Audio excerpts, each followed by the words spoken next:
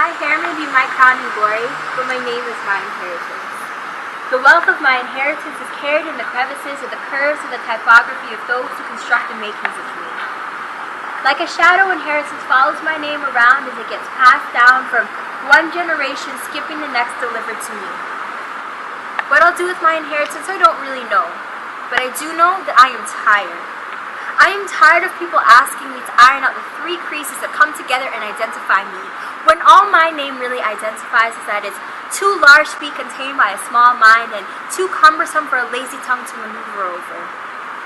And although no suggestion box existed, the suggestions continue to roll in with requests that my name be shortened if I would like to fit in.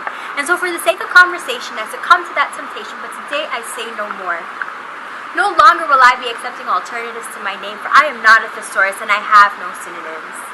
I do not know who you are addressing, suppressing my blessing by guessing at the sounds and reaching for the alternatives, all because you claim that my name is just too hard. Well, I claim that you're just too lazy and you don't really want to get to know me, because then you will be required to know how to say my name properly. No longer will I be like Theo, dressed in the wrong brands, wearing shirts sewn together by untrained hands, methodically stitching strange patterns together, all the while one sleeve was longer than the other. And when they weren't struggling on how to say my name wrong, there would be other names that I would be called, like Oreo and Teacher's Pet and Whitewash, but those weren't the most innovative names of all. They began to call me Carlton. Not Ashley, not Will, and I've totally heard Hillary before, but here in Carlton, it was pretty unusual. But I didn't want to rock the boat and fear that they may call me Aaliyah, so I said nothing, and I became an unwilling participant in a mutilated reality that perceives me as being nothing more than a white person with a deep tan.